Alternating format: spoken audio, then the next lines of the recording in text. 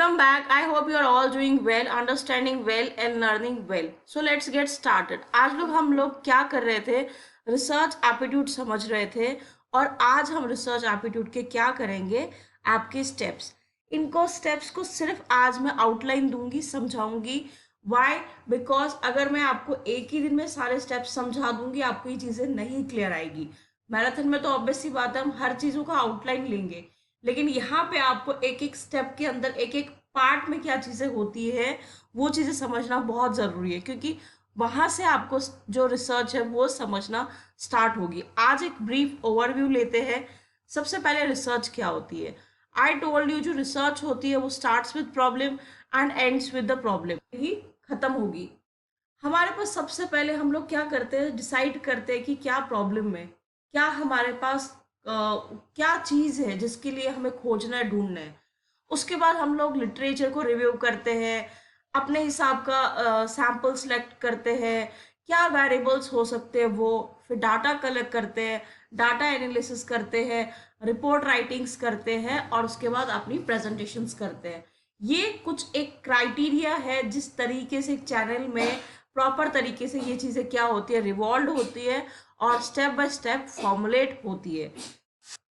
सबसे पहले हम देखेंगे कि formulation of research problem. Obvious सी बात है, जब तक हमें पता नहीं होगा प्रॉब्लम क्या है हम सोल्यूशन फाइंड नहीं करेंगे. हम पहले लिटरेचर्स देखते हैं, क्या उस पर्टिकुलर चीज़ के अराउंड कोई लिटरेचर रिव्यू है, क्या कोई बुक है, क्या कोई नोट्स है, क्या कोई पहले से डाटा आए हुआ है. उसके बाद हम अपने ऑब्जेक्टिव्स को फॉर्मुलेट करेंगे कि हमारे क्या ऑब्जेक्टिव्स है, क्या ऑब्जेक्टिव्स नहीं है. Identifying research variables and measure scales. हम फिर क्या करेंगे, आइडेंटिफाई करेंगे कि हमें कैसे वेरिएबल्स को मेजर करना है और कैसे हमारी रिसर्चेस होगी. देन हमारा नेक्स्ट स्टेप आता है फॉर्मुलेटिंग हाइपोथेसिस. एक बहुत इंपॉर्टेंट स्टेप है. ये मैं आपको स्टेप्स बाय स्टेप्स क्यों बता रही हूँ, क्योंकि बहुत बार जो आपके एग्जामिनर है सीधे जो स्टेप 1 स्टेप 2 इन सबको एक पैटर्न में लिखा गया होगा और आपको बताया होगा कि इनको क्रॉनिकल वे में आप लिखो, डिक्रीजिंग में लिखो, इंक्रीजिंग में लिखो या स्टेप बाय स्टेप लिखो. दूसरे में हम लोग क्या करते हैं, रिसर्च डिजाइन प्रिपेयर करते हैं. ऑब्वियस ही बात है, हमने ढूंढ लिया क्या करना है. फिर प्रॉब्लम स्ट्रक्चर क्या है, स्टडी डिजाइन क्या होगा, एक्सपेरिमेंटल स्टडी होगी, नॉन एक्सपेरिमेंटल होगी. अगर वो चीज़ क्वालिटी से रिलेटेड है तो ऑब्वियसली नॉन एक्सपेरिमेंटल होगी. क्वांटिटी से रिलेटेड है तो ऑब्वियसली वो चीज़ क्या होगी, एक्सपेरिमेंटल स्टडी होगी. देन हम लोग क्या करते हैं, डेवलपिंग डाटा कलेक्शन. बिना डाटा के तो हम लोग अपनी रिसर्च कर नहीं पाएंगे ना. हम अब डाटा इकट्ठा करेंगे, किस मेथड से वो डाटा इकट्ठा करना है, क्या रिसर्च होगी, क्या टूल्स होंगे, क्या डिजाइन होंगे, वो चीज़ पे हम ध्यान देंगे. नेक्स्ट हम वो स्टेप पे आएंगे, selecting samples, types of sample. You don't need to worry because I told you ये जस्ट एक ओवरव्यू है. इसके नेक्स्ट लेसन में मैं आपको एक एक स्टेप को प्रॉपर तरीके से समझाऊंगी. तो ये सैम्पलिंग्स, प्रोबेबिलिटी, नॉन प्रोबेबिलिटी हर चीज़ बताई जाएगी. डिटरमाइनिंग सैंपल डिज़ाइन, कि भाई अब सैंपल का जो डिज़ाइन है वो कैसा होगा. देन हम क्या करते हैं, writing a research proposal. Obvious सी बात है, आप रिसर्च कर रहे थे, किसी पर्पस के लिए कर रहे थे, किसी ऑर्गेनाइजेशन में सबमिट करोगे तो क्या नीड है, क्या बेनिफिट्स है, टाइप क्या है डाटा के, एंड जस्टिफिकेशंस फॉर फंड्स.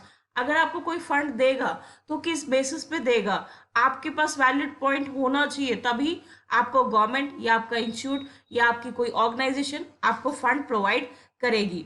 आप कलेक्शन कैसे करोगे डाटा की, ऑब्जर्वेशन कर रहे हो, इंटरव्यूज ले रहे हो, क्वेश्चंस पूछ रहे हो या कोई शेड्यूल सेट कर रहे हो.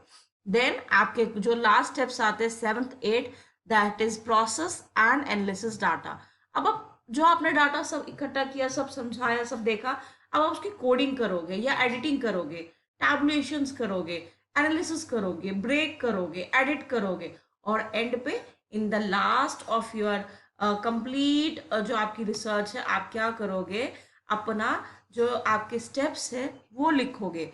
Writing a research report, title page, table of contents, chapters, bibliography, appendix. आपने किससे कहाँ से ये चीज़ें ली और आगे अगर कोई बच्चा उस चीज़ के बारे में पढ़ना चाहता है तो उसको कहाँ से हेल्प मिल सकती है.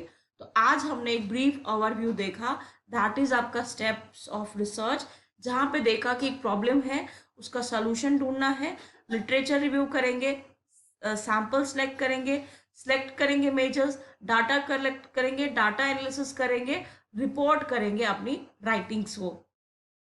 पहला हमारा स्टेप था फॉर्मुलेशन ऑफ रिसर्च प्रॉब्लम, दूसरे में हम प्रिपेयर करेंगे रिसर्च डिजाइन, तीसरे में हम लोग देखेंगे कि कैसे डेवलप करना है, डाटा कहाँ से लाना है, और उसके बाद selecting of samples, writing a research proposal, main elements क्या है क्या नहीं, कलेक्शन ऑफ डाटा किस मेथड से करेंगे, और प्रोसेसिंग एनालाइजिंग डाटा।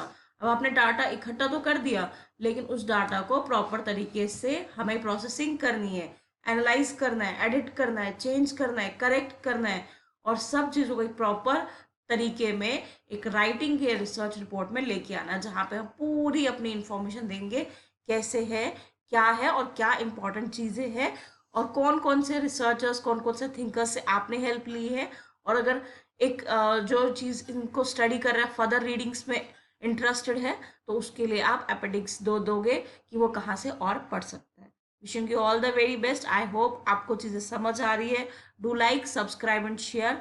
और आपका डिस्क्रिप्शन बॉक्स में हमारे चैनल्स, इंस्टाग्राम अकाउंट का, फेसबुक का, सबका आपको डाटा मिल जाएगा। You can like us and be with us, connect with us in every aspect you like.